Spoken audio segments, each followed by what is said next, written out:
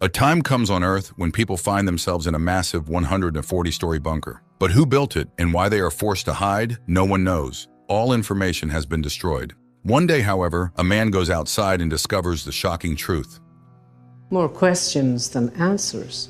Sheriff Holston takes off his badge, sets things in order, and steps out onto the shelter's galleries. No one knows why people are here, who built it, why the outside world has perished, and when it will be safe to go outside. In his office, Holston writes a letter, locks the gate behind him, and throws away the key. He tells his astonished deputy, Marnes, that he wants to join his wife, whose body lies behind a dusty porthole. A request to leave the shelter is equivalent to voluntary exile, which means death. While Marnes goes to approve the sheriff's statement, he remembers how they received permission to have a child. The couple is congratulated when Gloria, an eccentric elderly woman, approaches their table and promises to help Allison. But Holston drives her away. How can a childless woman help? Later, a doctor removes a contraceptive capsule from Allison. Now she has a chance to become a mother. Moreover, this is their last attempt. Days begin to count down, but the couple achieves no results. One day, Allison posts an article about deleted files on old storage devices, breaking the ban on restoring relics. She doesn't understand why it's forbidden to post information about materials deleted by rebels. After all, the mayor constantly reminds everyone of the sanctity of history and generational memory, but the law enforcers send anyone found with relics of the past to the mines. Holston asks her to abide by the law, warning that if a handful of violators decide to look at the outside world and open the hatch, the shelter will be doomed. Allison disagrees with her husband, but has other worries as she still can't get pregnant. Freedom Day arrives, a holiday celebrated after the last rebellion. The bunker's mayor is concerned that the external lens is becoming increasingly dirty. On the one hand, this is good, indicating no criminals among the residents who are sent out to clean it. But on the other, people should see the outside world. Meanwhile, Gloria lures Allison into her room, asking about broken servers and burned books, doubting the rebels did it. She informs Allison that she will not be allowed to have children. That same day, Allison receives a work order for the city programmer George's workshop. He greets her enthusiastically, having read her post, and shows her an old hard drive he can't open. Allison takes on the task. The mayor delivers a speech praising the shelter's laws. Exactly 140 years ago, they forbade the rebels from opening the doors to the outside world. The rebels destroyed all information about past life, but the founding heroes saved the remnants of civilization. Allison manages to open the drive, but she is frightened and leaves, asking George to destroy the relic. But he examines the shelter's entire plan and finds a mysterious tunnel at the very bottom. Allison joins her fellow citizens in honoring their ancestors by launching sky lanterns, but her mind is preoccupied with recent events. The next day, Allison visits Gloria to learn why she was denied children. Later, she goes to George, asking him to show her everything. Opening one of the files, the pair is stunned. So this is what's outside. Returning home, Allison receives a doctor's invitation, but Holston waits in vain at the reception. Allison never shows up. The man rushes home and finds his wife sitting at the table. She says that people like her will never be allowed to have children because the leaders want obedient and submissive citizens. She shows him the contraceptive capsule she cut out herself. The doctor deceived them. Seeing the blood, Holston runs for the doctor. But while he is gone, Allison goes to the communal dining room. Accusing the government of hiding the truth about the real situation outside, utters the forbidden words about wanting to leave the bunker. The sheriff has to arrest his own wife. The mayor tries to find a loophole in the law, but finds none. As Allison is prepared for exile, she tells her husband that what they see is just a picture, and in reality, the outside is different. She reminds him that all exiled individuals must clean the external camera lens. If everything is truly dead outside, she won't do it. But if the world is alive, she will wipe the glass, signaling him. The moment of exile arrives. Allison is fitted with a suit, and a special cloth for cleaning the lenses is placed in her pocket. Holston reads the traditional farewell words and cries as he hears his wife's final words, in which she confesses her love for him before stepping outside. Hundreds of people watch her on the monitors. She appears on the screen and cleans the lens. Then she smiles at her stunned husband and walks toward a dried-up tree on the hill. But before reaching it, she collapses and remains motionless. 2 years later, the sheriff learns about the death of programmer George, who moved to the lower level with the mechanics after Allison's exile. The sheriff examines the deceased's body and goes to the lower level to talk to a witness, Juliet. Now sitting behind bars awaiting his exile, he confesses that it was after meeting her that he decided to find his wife, because he is sure the figure outside is not Allison. The day of exile arrives. Holston walks down the long corridor as people gather in the dining hall to witness the sheriff's final moments. When he steps outside, he realizes Allison was right. Everything is green, birds are singing, and the sun is shining. He begins to clean the lens. The viewers rejoice. The ritual is complete. The sheriff heads toward his wife's body, but suddenly feels ill. Amid astonished cries, he removes his helmet and crawls toward the tree, but he collapses beside it. The sheriff's death excites the people, but the law enforcers calm the population. Juliet descends below, screaming in anger, feeling deceived by the sheriff. Meanwhile, Marnes reads Holston's last order to appoint Juliet as the new sheriff. He goes to the mayor, who is very upset, as nothing like this has ever happened in the bunker's history. And while she cannot find a replacement, as Deputy Marnes refuses to take the position, she suddenly realizes she knows nothing about the reasons for the long-ago uprising. Discontent threatens to turn into unrest. The people are massively buying hammers and mallets. Increasingly, street fights break out, which the law enforcers are barely managing. Later, Juliet confides in her friend, repairwoman Marta, that she is sure George was killed because he wanted to show her something during their last meeting. That evening, he attended a repairman's party and arranged a meeting with her. But instead of George, she found a pouch with an unclear relic inside and a note asking her to remember where she had seen this item. The next morning, she learned of her lover's death. After overcoming the initial shock, she reported the programmer's murder. Together with the sheriff, they inspected the crime scene, and the girl was sure George could not voluntarily leave his own life. Everything happened deep in the night, and only couriers could have been witnesses. Holston noticed her watch, but Juliet assured him it wasn't a relic. Later, Juliet shows Holston a toy left by George, but she gives the note in an abridged form. Then she leads him to the lowest levels, where the sheriff had never been and didn't even imagine this place existed. The woman opens a secret passage, the walls of which are covered with writings and drawings made by those who lived here before the uprising. The pair descends an iron staircase into a vast cave beneath the bunker. Juliet turns on the light, and Holston surveys the giant machine standing in the middle of the cave. Apparently, this is an underground combine with which unknown ancestors created this shelter. It was here that Juliet first realized how little they knew about the shelter and its creators. The pair descends to the machine, where George had set up a living space and stored the found relics. Suddenly, Juliet notices a wire stretching somewhere beyond the platform. She pulls it out and finds a bag with a hard drive inside. Next to it are notes made in Allison's handwriting, which the sheriff immediately recognizes. It turns out his wife knew everything that was happening, but said nothing to him. Holston demands the relics be sent to the furnace before anyone learns of their existence, but Juliet objects, which has a sobering effect on the sheriff. He confesses that he cannot pass through the dining hall because the window shows Allison's corpse under the tree. He advises the woman to keep quiet while he finds out the truth. After hearing the story, Marta just shakes her head. Then Juliet admits that she didn't show Holston everything.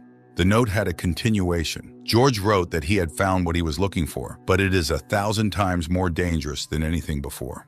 Juliet leaves, wishing to stay alive. The woman recalls her last conversation with George when he jokingly confessed that the cable bundles on the combine would help him return to the past because the exit from the bunker is underwater. He planned to swim in it, holding onto the rope. The woman goes to the cave and, lowering the rope, descends it to the very surface of the water at the machine's base. Hanging over the abyss, Juliet decides not to risk it and returns to the platform, remembering her deceased friend, and then puts on his watch. In the morning, Mayor Ruth and Marnes set off on their daily bunker rounds. Juliet wakes up to the vibration of dishes, a sure sign of a generator breakdown, and rushes to her workplace. Meanwhile, Marnes notices that Ruth's thermos is leaking and gives her his. Arriving at the scene, Juliet insists on a complete generator shutdown. As if it breaks down, it cannot be repaired. The underground shelter would simply perish. Ruth and Marnes meet with Bernard, the head of the bunker's IT sector, and the second person after the mayor. Bernard is not thrilled about Juliet's candidacy for sheriff. She stole duct tape for her services needs. Chief Judge Meadows is also against it, but Holston chose her. After the conversation, Ruth and Marnes head to the middle level, where the mayor traditionally visits newborns, then talks with Dr. Nicholson, Juliet's father, who says his daughter ended up below because she loved mechanics from childhood, but they do not maintain a relationship. After the conversation, Ruth and Marnes go to lunch. The man confesses he is ready to retire and quietly live with her, but then Judge Sims' assistant appears with his own candidate for sheriff. Meanwhile, the shaking starts again below, and Mayor Ruth, descending to the site of the breakdown, witnesses Juliet at work, after which she meets with her and offers her the sheriff's position. Juliet refuses, but the mayor hands her Holston sheriff badge left specifically for her. Juliet finds an engraving on the back of the badge and agrees to take the job. But before leaving, she must fix the generator, which requires shutting it down temporarily. The bunker echoes with a warning that scares the people. Juliet explains to her colleagues what exactly is broken and how to fix it, but they have only an hour to do so. Darkness falls in the bunker. The generator is stopped, external panels removed. Repairmen are lifted to the breakdown site. Juliet finds the broken blade, attaches it, and lowers it down. The rest must be fixed on site. Ruth and Marnes worry about a possible accident. If the generator can't be repaired, groundwater will rise, but will inevitably perish. Ruth confesses she is ready to leave her position and settle next to a retiree. Marnes kisses her. The tension at the generator site escalates. Juliet has to enter the machine to cool it with water. Finally, she manages to set the blade in place. The exhausted Juliet is pulled out and the generator is started. It begins to work properly, causing the entire bunker to rejoice. The lights come on, meaning life continues. After everything, Juliet goes to Marta, giving her the relic George found, asking her to figure out what it is, and says it's time for her to go upstairs to start her new job. She bids farewell to her friends and, turning Holston's badge, reads the word truth on the back. Meanwhile, the mayor signs her resignation. Suddenly, the woman feels unwell and goes to the bathroom. Hearing a fall, Marnes breaks down the door and finds Ruth on the floor with a bloody mouth. At this time, Juliet comes to the mayor's office and witnesses an argument between Bernard, Marnes, and Sims. Marnes is convinced that the criminal wanted to poison him, but he gave his thermos to Ruth. The men notice Juliet. Bernard is forced to appoint her to the position without an oath, as he himself takes the post of mayor without an election. After the conversation, Juliet passes through the dining hall, noticing a lone man sitting at a table, when the sheriff's secretary calls her. The woman escorts her to the office and explains the rules here. Juliet asks for George's case file and inspects the office and the cell, from the window of which she can see the tree under which Holston and his wife found their resting place. Then, going to her new dwelling, she again remembers her childhood when she mourned her dead mother and brother, and her father apologized for not being able to fix everything in life. Later, she searches Holston's office and learns that the sheriff left George's case file on his desk specifically for her. And then a message comes about an incident with Marnes. She rushes to the middle level, where the former deputy sheriff is beating a man he suspects of poisoning Ruth. Juliet stops the fight and leads Marnes to the dining hall, where she tells him about her suspicions regarding George's murder and that the sheriff promised to give her a sign if he found something. She shows the sheriff's badge. Marnes agrees to cooperate and takes her to a man named Kennedy, whom he suspects of illegal artifact trading and involvement in the murders. But everything ends in a fight, yielding no explanations. Later, Juliet tries to locate the hard drive George gave to Sheriff Holston. Marnes advises her to check the storage. He then admits that he had enough enemies who wanted him dead. Seeing Ruth's portrait on the wall of his room, Juliet understands the true feelings of the man and agrees to leave her post after they find the mayor's killer. The action shifts to the past when Juliet packed her things and left home, heading down where she handed Marta a note asking to accept her as a repairwoman, allegedly written by her father. The girl ends up in the scrappers team. Every 5 minutes, junk is dumped here, from which useful items need to be found, and it is very hard work. Soon, Juliet is called to Marta, where her father is waiting. However, the girl refuses to return, feeling she is in the right place. In the present, Sims visits Marnes and informs him that the judge is ready to remove the new sheriff from her position, to which he reminds him that Juliet was Holston's choice. Meanwhile, she meets a man in the dining hall, and Lucas turns out to be a Shakespeare lover.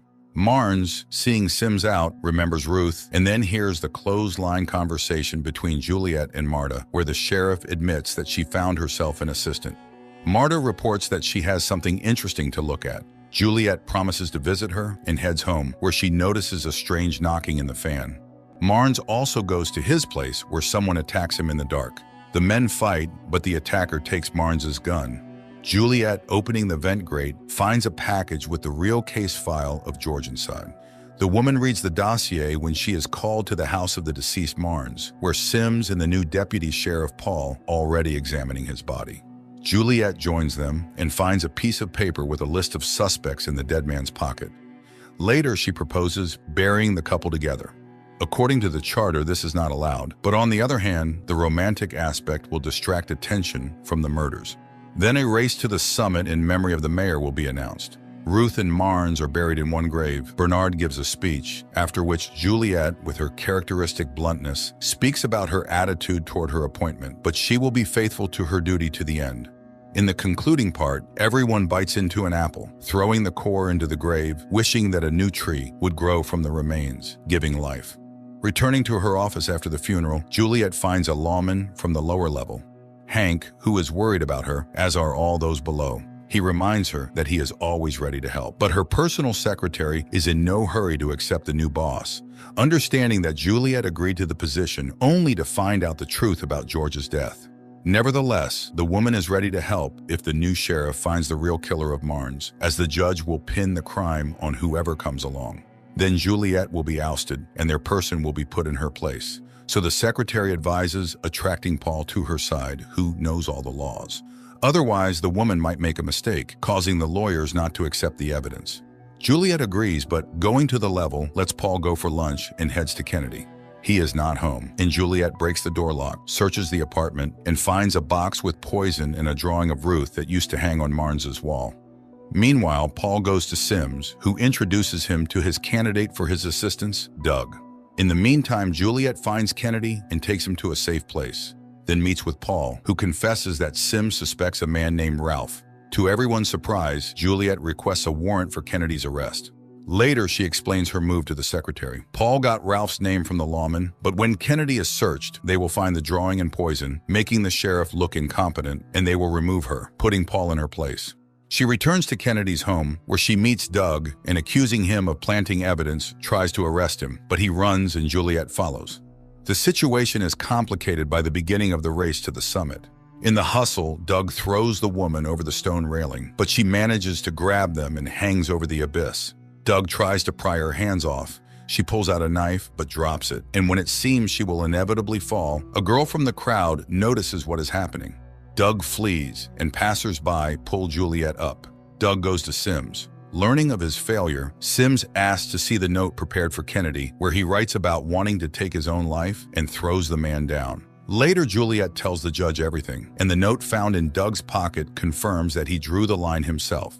The judge thanks the sheriff for her service and orders the case is closed. Bernard apologizes for not trusting her, and Juliet asks for a day off to go down for her things.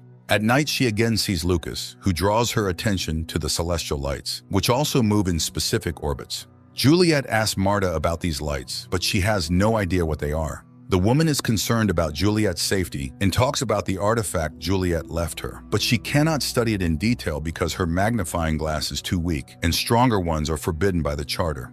Marta doesn't understand the ban on improving their living conditions, as they don't even have an elevator, and this artifact threatens them with death. But Juliet doesn't want to abandon her new job until she finds out what happened to George. Deciding to catch the criminal with bait, she goes to the lower cave and takes the artifact from George's drawer. Later, lawmen search Doug's apartment, where Paul finds the same toy dispenser that Juliet once saw in George's stash. They bring the item to the sheriff, and she pretends to see it for the first time. However, Paul reminds her that keeping found relics is illegal, so she must report it to Judge Meadows. The sheriff, Paul, and Sims go to the judge, and on the way, Juliet notices the involuntary movement of her assistant's fingers, which he tries to hide. After hearing the arguments, the judge intends to close the case, but Juliet presents the found artifact and asks for permission to investigate. Sims objects, confident that the item was planted on Doug. To the sheriff's surprise, the lawmen have a catalog of artifacts. They even know the watch on her wrist belonged to George. Nevertheless, Juliet receives permission to investigate. Paul and Juliet go back to Kennedy, who finally names the artifact dealer. The pair arrives at Regina's house, who confesses that she was George's lover. Meanwhile, Sims finds a description of the found toy in the catalog and learns it belonged to George. Juliet is shocked by what she learns, having believed in the man's sincerity. Regina admits that she bought relics for him, and it was the main thing in their relationship. Later, Bernard and Sims visit the station. The latter announces that the item belonged to George couldn't have ended up with Doug. However, Bernard recalls that Doug was involved in searching the IT guy's rooms, so he could have appropriated the item and orders the sheriff to stop looking for motives for the mayor and her assistant's murders. Realizing that Juliet planted the dispenser in Doug's room, Paul is outraged. She points out that his condition disqualifies him from holding a responsible position. The man leaves in distress. Juliet goes to the dining hall where she always meets Lucas. He tries to flirt with her, but she only laughs in response. Later, she calls Marta and announces her decision to give up the badge, having learned the truth about her lover. But her friend reminds her that love drove her to feats, and now resentment makes her give up. So Juliet goes to Regina, sure that she betrayed George to the lawyers, leading to his death. The woman admits she told a lawman about the hard drive after threats to her loved ones and gives the sheriff a relic that belonged to George's mother, a children's encyclopedia dating back to before the bunker. Juliet examines the book in her apartment, marveling at the photos of animals and nature scenes, unaware that a surveillance group is watching her through cameras installed throughout the bunker. Suddenly, she finds a pencil-written name, Gloria, on the back page of the book. She takes the encyclopedia and heads to the medical section to talk to Gloria, where she learns that, by the judge's order, the woman is being drugged. Even in a twilight state, Gloria talks about some waters where her loved ones remain. Meanwhile, a massive brawl breaks out on the lower level. Paul resolves the issues but then expresses his frustration at the sheriff's neglect of her duties. The woman then reveals that all recent deaths were homicides. Paul is surprised and suggests a legal solution for a case review. In the evening, Lucas finds Juliet stargazing and tries to kiss her, but she rejects him. Returning home, she finds descriptions of constellations in the book. The next morning, she goes to Bernard, who admits receiving threats from the judge, who can find a reason to fire the unelected mayor. So he urges the sheriff to find a way to control the judge. Juliet goes to Meadows demanding a chance to talk to Gloria, after which she promises to resign, but the judge makes it clear that nothing depends on her, and she obeys people whose names she cannot reveal. Meanwhile, Sims, switching to Gloria's room, notices flowers obstructing the camera lens. Juliet asks her father for help, who is delighted by her visit. Despite his fears, the doctor takes Gloria in a wheelchair to the nursery ward, where Juliet is waiting. The man gives her injections that counteract her medications, and after some time, Gloria regains clarity.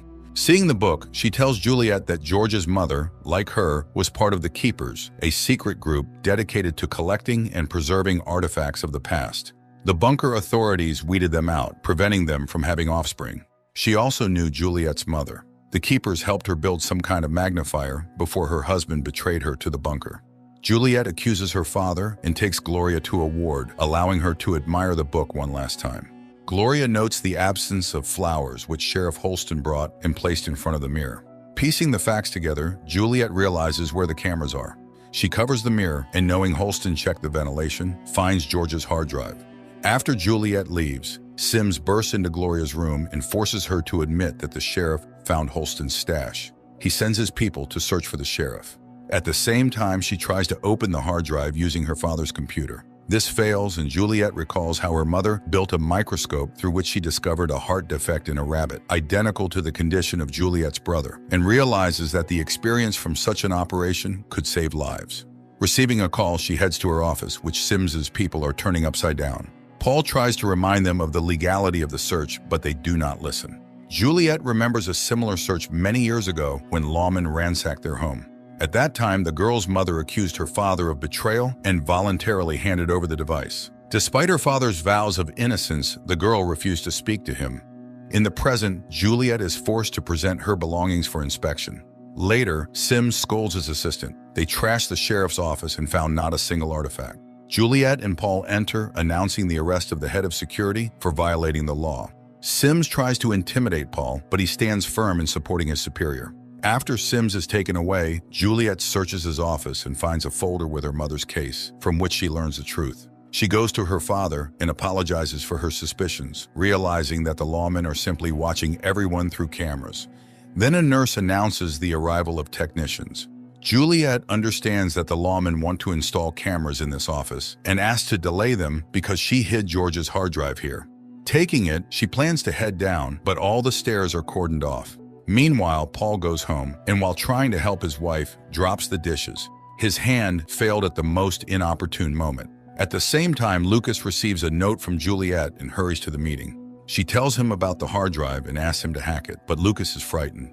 Then Juliet breaks the mirror and shows him the camera, explaining that they are being watched. Nevertheless, Lucas refuses to help. Juliet again tries to break through the cordon, but the guards demand to inspect her backpack. Suddenly, Bernard comes to her aid. Juliet trusts him and falls into a trap because Bernard is the one who runs the bunker. Clearly heard her words that the sheriff wants to go outside. Juliet tries to refute his words, but Sims testifies that he also heard her desire. It turns out all the deceased were connected to the most dangerous item for the bunker, the hard drive. Juliet attempts to flee but is quickly caught. Later, Juliet tells Paul that she never intended to go outside. It was Bernard and Sims who slandered her. He advises demanding an investigation. He leads the woman to the station, but she, noticing the onset of an attack, breaks free from his weakening grip and jumps over the parapet. Juliet lands on the lower tier and, regaining consciousness, runs away. Sims accuses Paul of aiding and sends him home. Meanwhile, Bernard notices his keychain glowing and orders the bunker to be turned over to find the fugitive. Paul decides to find Juliet himself. Lawmen begin combing the bunker, and a lower-tier lawman warns Marta about her friend's escape while others search the workshop. Sims and his subordinates burst into Dr. Nichols' office, but he assures them he doesn't know where his daughter is. Sims's wife and son return to their apartment, where the woman sees a broken camera in the corner. Without showing it, she takes the boy to his room. Armed, she begins to inspect the apartment and is attacked by Juliet, who orders her to handcuff herself to a pipe in the kitchen. Juliet then sits at the computer and tries to open the hard drive. Sims reports to Bernard that they found the person to whom Juliet sent a note, and he orders Lucas's arrest. Meanwhile, Paul breaks into Juliet's apartment and finds the encyclopedia in the bathroom. At the same time, Bernard begins interrogating Lucas, who admits that Juliet asked him to open an old hard drive numbered 18. Sims's wife tries to free herself while Juliet, using Holston's wife's notes, finally opens the drive. Bernard orders to find the drive with number 18 in the network.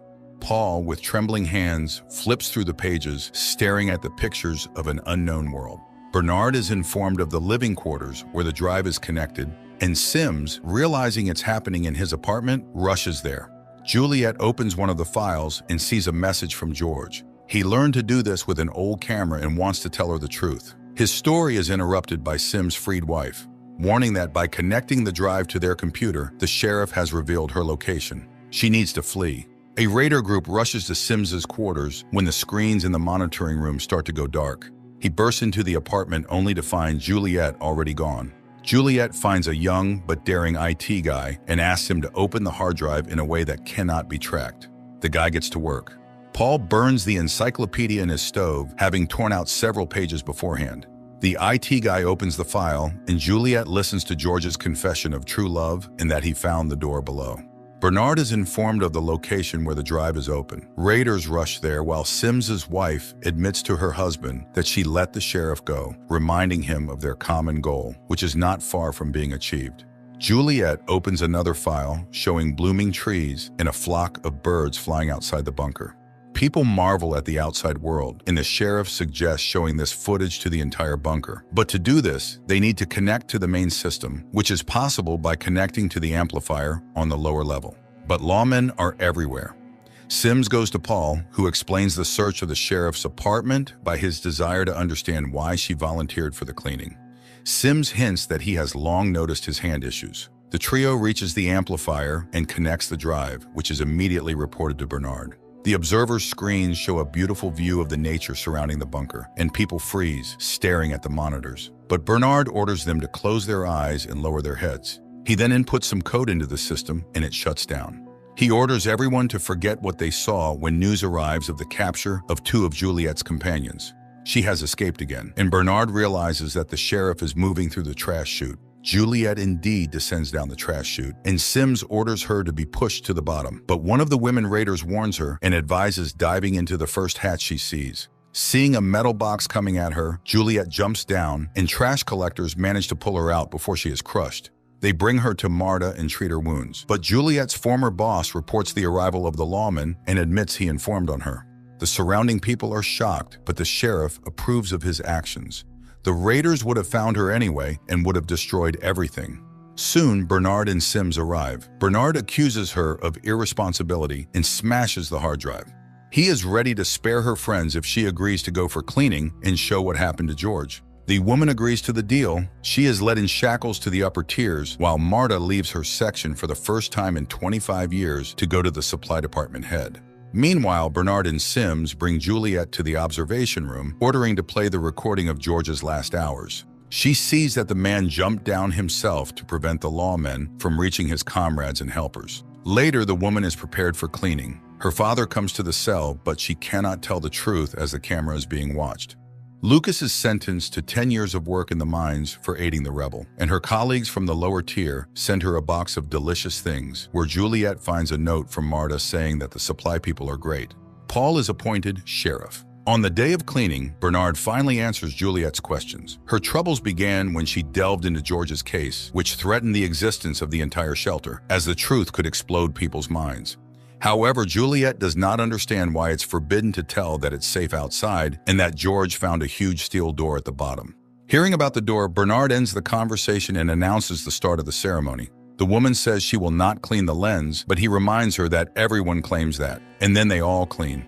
As a last request, he returns her the sheriff's badge. Later, he examines the broken drive, which is only damaged on the outside. Meanwhile, the bunker inhabitants gather in the dining hall, trying to distance themselves from the man who betrayed Juliet. The supply people dress the woman in a suit. Bernard reads the standard formula, and her last words are an assurance of the absence of fear. Juliet heads to the airlock. Stepping outside, she sees the green world, blooming tree, and flock of birds. She realizes the picture is not real.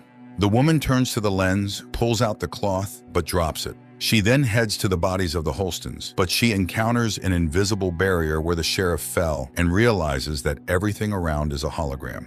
Juliet places the badge where people see the bodies. Bernard exclaims that she knows everything, causing Sims to be puzzled.